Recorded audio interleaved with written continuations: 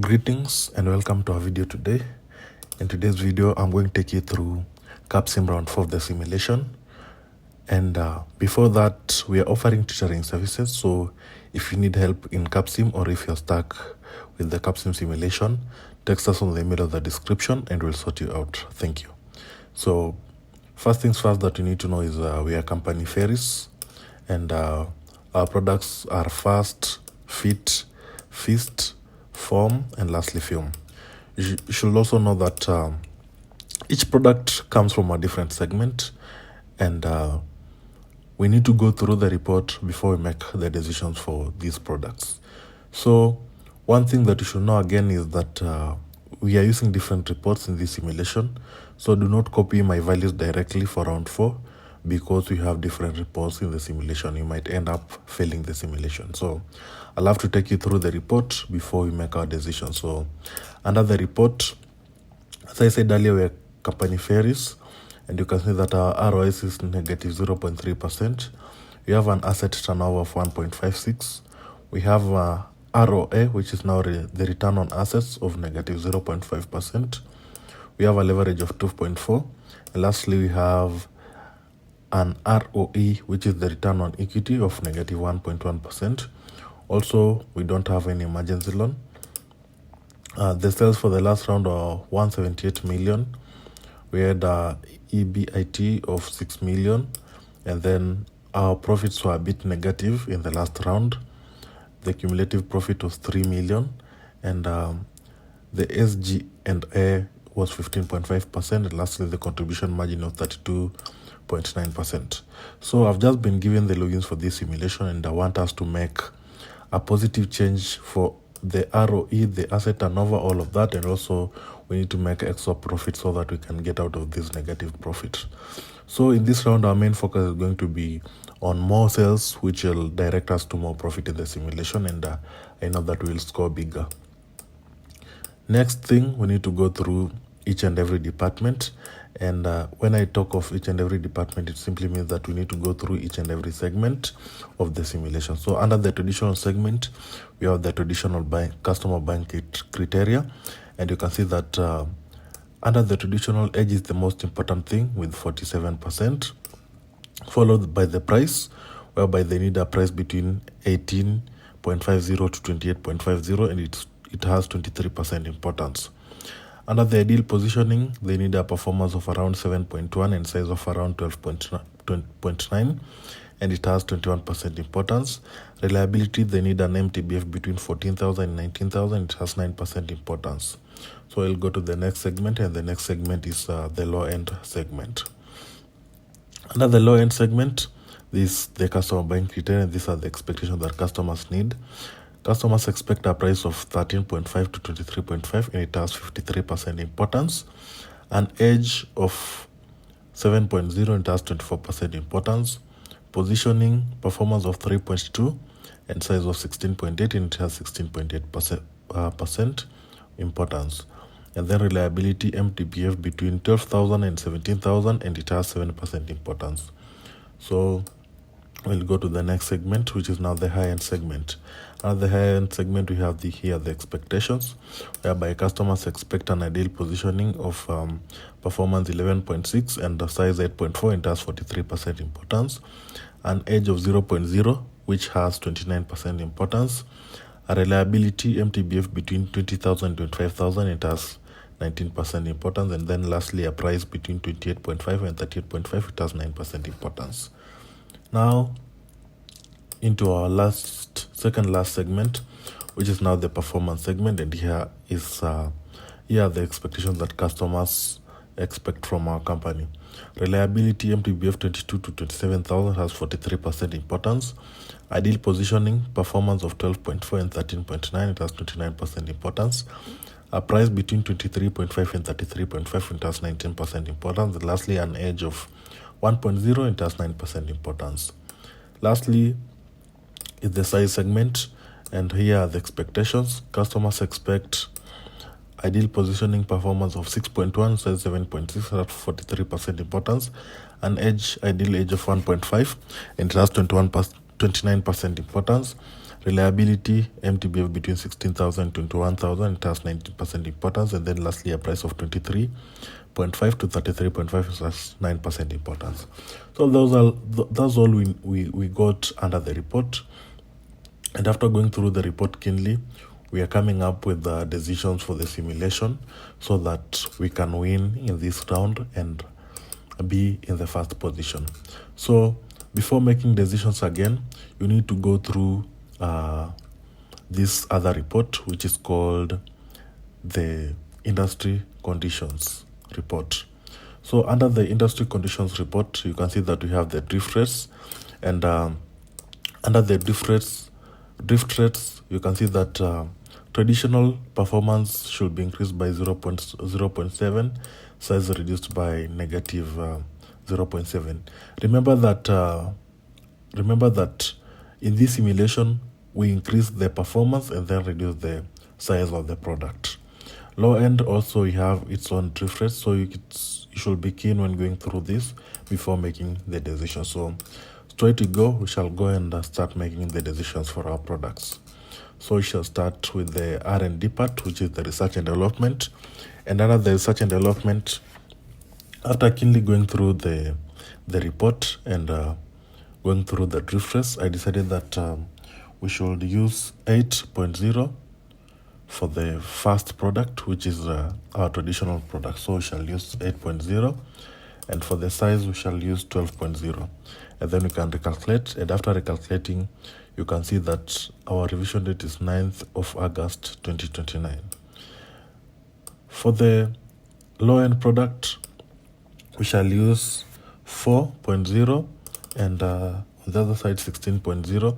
No changes on the MTBF, and once we recalculate, you can see that our revision date is 2nd of September 2029. For our product feast, which is in the high end, I said that we should use 10.6 and 9.4 on the other side. And when we recalculate, you can see that our revision date will be 30th of July 2029. For the next product, which is foam, which is in the performance segment, it says that we should use 13.4 as our performance and 13.6 as our size. Then we can recalculate, and after recalculating, you can see that our revision date is 17th of December 2029.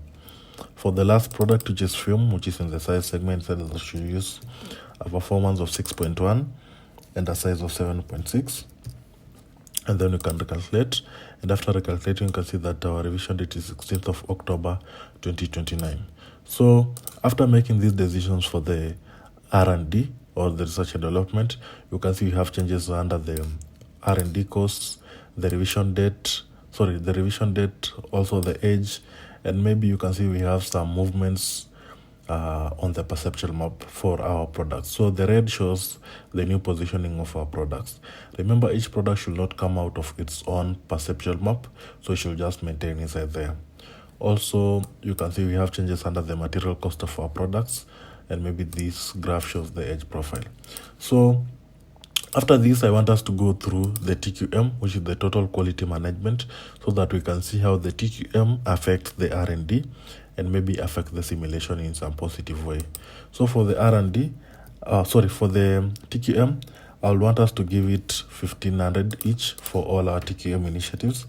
And remember that the TQM also plays a very, very crucial role in the simulation because it has its own impacts on the simulation. So one of those impacts is material cost reduction, so it will reduce the material cost in the simulation.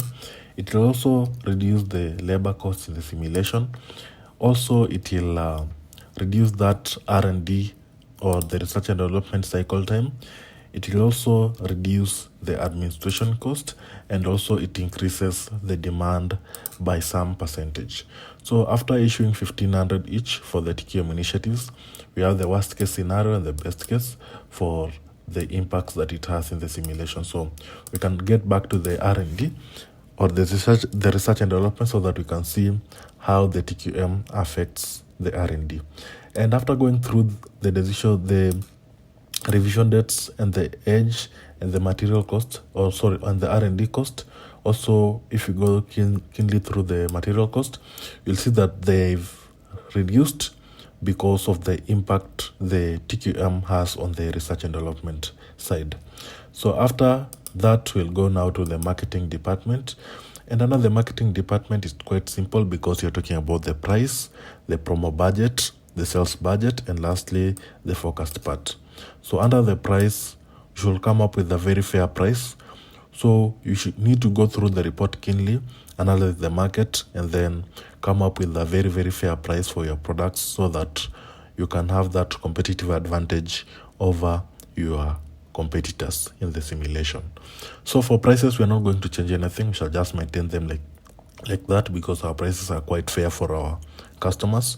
Promo budget will help us to increase the customer awareness through advertising, maybe trade shows, maybe TV shows, all that. And we shall just maintain it at 2,000 at the moment because it will give us something close to 100% in the simulation. Sales budget, also it increases the customer accessibility. How accessible are our products to the customer? So we shall also maintain it at 2,000 for everything in the simulation. Under the forecast part, after going keenly through the report and after calculating the forecast in the simulation using some formula where you need to calculate using the last round sales multiplied by the demand increase in this round and then plus the demand increase, I decided to come up with these decisions for the forecast part. So the first product, which is fast, we are forecasting to sell 2,600 products. For the second one, which is fit, we are forecasting to sell 2,800 products. For Feast, we are forecasting to sell 850 products. For Form, we are also forecasting to sell 850 products. And lastly, for Fume, we are forecasting to sell 900 products. So after doing that, we can recalculate and you see changes on the gross revenue, the variable cost, the contribution margin, and maybe the less promo stock sales. Down here, we have these two graphs. First one is for the revenue forecast, whereby you can see the amount of revenue each and every product is generating into the company. On the other side, you have the unit sales forecast, whereby you can see the forecast that you have for each and every product in the simulation. Next department is the production department. And under production, now we are responding to what we have already forecasted in the simulation. So for the first product, which is now the first, we are going to produce 2650. We are producing 50 more to avoid stocking out. For the 2800, we shall produce 2800 because we don't have enough capacity at the moment. So we can produce 2814. For Feast, we are going to produce 880. For Form, also we are going to produce 880. And lastly, for Fume, we are going to produce 920. Then we can recalculate, and after recalculating, that's our decision for the production schedule in the company. Down here we have the physical plant, whereby you have the first shift capacity, and then we have the buy sell capacity, and then we have the automation rating. So we're going to increase capacity for our second product, which is fit, and we're going to buy a capacity of around 500 so that we can produce more products in the next round, or so that we can have that capacity to produce more products in the next round. For automation rating, I also want us to increase, so I'll give 5.5 for first product. This one, I give it 4.5. This one again 4.5, and then the last one also I'll give it 4.5. Automation is kind of expensive, but we shall just have to update it that way, and also buy capacity for that one product because we don't have enough capacity at the moment. So after making these decisions, this is how our production looks like, our production department looks like. So contribution margin, you can see all our products have a contribution margin of above 30%. This means that this is a win. If you can check our pro forma right now, I know that we have crazy marks in this simulation. First has a contribution margin of 40.9, fit 35.8, fist 46.6, form 35.0, fume 40.3%. So this simply means that we're already winning this, because you can see our contribution margin is above 30%. So if we check out our balance scorecard, you can see that we already have 94.6 out of 100 in this round, which is round 4 of the simulation. So, and remember that we are not done making the decision, so we have to go to the next department, which is the HR. And under the HR, we have the recruiting spend of whereby we'll maintain at 5,000, trading hours will maintain at 80. Last department is the finance. And under the finance, now we are talking about maybe funding our company. And how do we fund our company? Maybe by taking a loan. You can take a long-term debt. You can borrow a current debt. You can issue stock. You can retire stock. All that just to raise funds in your company. So at the moment, we shall have to issue a long-term debt of 14,000. And then we can be able to recalculate. And after recalculating, you can see that our cash position by the end of the year will be 39,244. And we started the year with 27,460. So we are making a very, very great move. And we'll have to go through our last department, which is the TQM, but we already made the decisions. So when you check the pro forma, so that we can see our projected score, you can see that our projected score is 94.6 out of 100, which is a very good score for round 4 of the simulation. So if you want to get such marks in this simulation, text me on the email on the description and I'll help you out. We can also check the ratios so that we can see our projected ratios, and you can see that our ROS, which is the return on sales, is currently a positive, which is positive 6.4%. Our asset turnover is, the projection is 1.5. Return on assets is 9.3% positive. Leverage is 2.3. The ROE, which is the return on equity, is 21.5%. And this is really, really good for round 4 of the simulation. So if you need such marks in the simulation, text me on the email on the description or on the WhatsApp number on the description, and I'll help you out. Thank you for watching my video. Don't forget to share, subscribe, and like my video. So we are done with round 4 of the simulation. Don't forget to share and subscribe for this channel. Thank you so much.